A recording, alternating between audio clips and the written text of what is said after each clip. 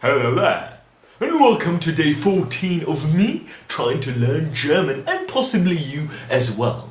If you remember, yesterday we've done some reviewing of Basic 8 and some 100 common words, and I think a bunch of other things, at least in my mind, but we have also introduced some new articles. Now you do remember these, don't you?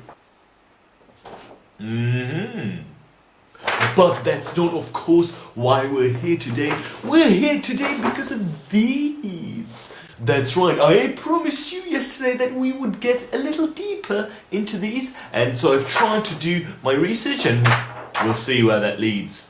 Okay, one step at a time. Alright then, let's just start with accusative. So the easy thing about it is that when we have our basic articles, our basic definite articles, der, die, das, we take der, and in the accusative case, it changes into den. So that is actually what we've seen in those deconstruction dozen sentences, remember? The good news is that die and das, apparently they stay the same. They do not change. Well, isn't that just lovely? You may be also wondering, how do we use this particular article den? Again, we can look back at our deconstruction dozen sentences, but basically, as I mentioned before, I speak Czech, so we do have casing system in the Czech language as well. So when we talk about accusative, my little helper is that I'm picturing, I replace whatever the sentence is trying to say by saying, or rather thinking, I see something. But the proper grammar and dictionary and whatnot definition of using accusative is that you do something with or to some other thing. It's much clearer now, right?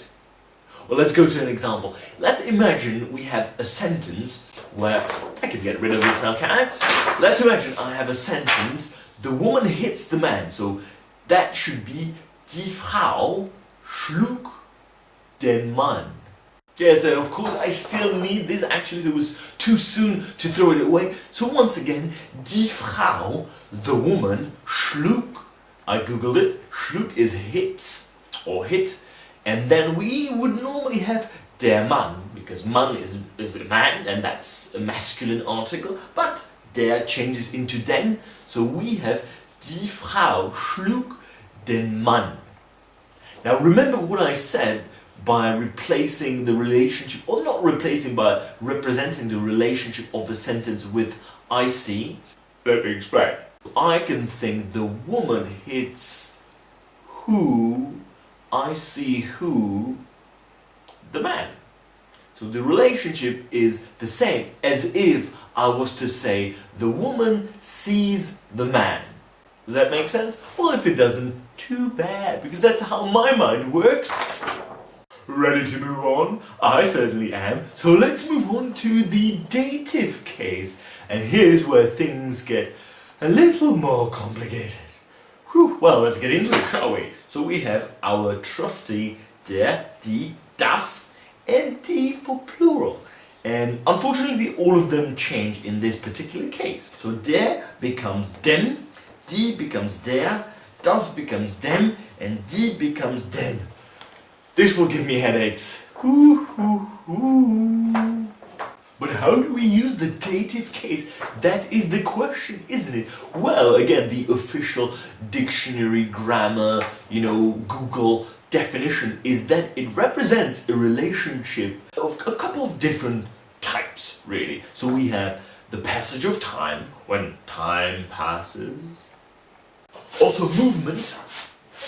And relationship between static objects. So, once again, passage of time, relationship between static objects, and movement. So how the heck should I implement this in a real life conversation? I have actually no idea. I think I'm gonna help myself again with my knowledge of the Czech. system, the check casing system, even though I know it is not the same, and I have seen plenty of sort of exceptions to this rule, but I think it'll help me to get a kickstart upon things. And this is actually a great tip for you guys as well, because if you know something that is somewhat similar to something that you're trying to learn, by all means go for it and adapt it, as long as you know it's not 100%. That's okay, because let's face it, 60% right off the bat is much better than starting at a 0. Right, so back to the dative case. So I tend to ask, when you have a sentence, I tend to ask these questions. And these questions, again, like with the accusative case, have to do with the relationship of the things that we're talking about, or I'm talking about, in that particular sentence. So the first thing I tend to ask is, this particular thing that I'm talking about, or the sentence is about, I give it to whom?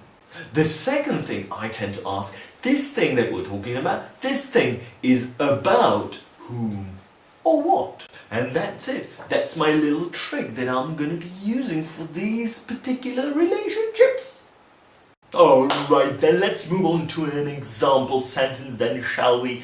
And let's have our favorite Apfel or apple, but in plural. Let's do it in plural, which I figured out that it's actually Äpfel. So the double dot on top of the A actually changes the pronunciation from Apfel to Äpfel, or Apfel. Apfel, Äpfel.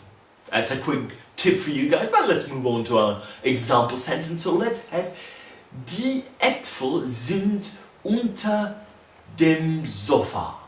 I'll say that again. Die Äpfel sind unter dem Sofa.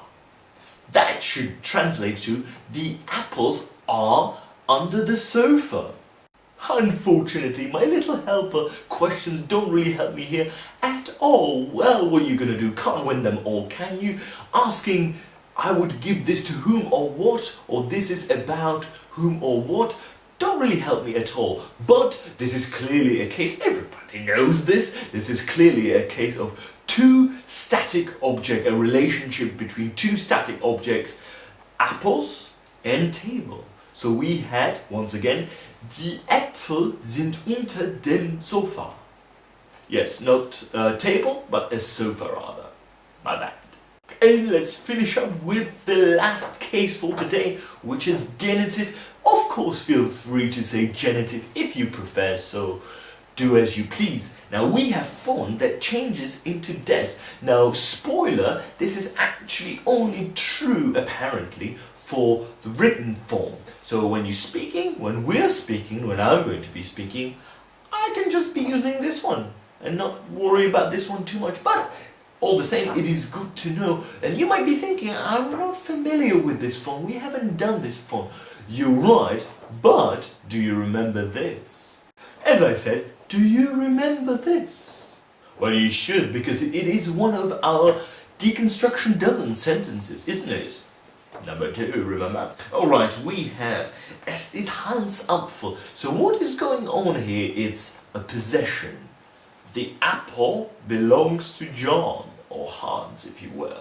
Now, apparently, this version is like a modern hipped-up version of German, because English is creeping into German, because it's the modern age and everybody uses English apparently. But originally, or properly, the internet, as the internet says, this actually should be der Apfel von Hans. Which brings us back to this. Does it not? Yes, it does. See that von? So we had der Apfel von Hans. Now we can obviously say this, but like I said, apparently the modern version is closer to English, so we say Hans Apfel. In the written format, this will become der Apfel, not von, but des Hans. And of course, let's have an example sentence. So we have der Schuh des Joe. That's right, der Schuh des Joe. And as you probably suspect, shoe, although spelled weirdly and differently in an all kind of Germanic way, shoe is shoe. And that's it, with genitive or genitive, whichever you prefer, people.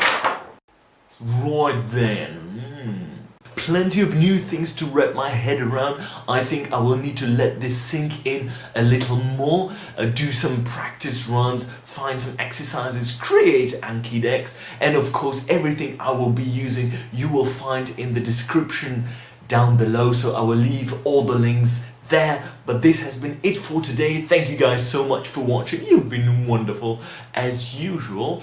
If you want to see my next video, please hit the subscribe button. If you like this video, don't forget to hit that like button. It really helps me out. I shall see you tomorrow, and you take care.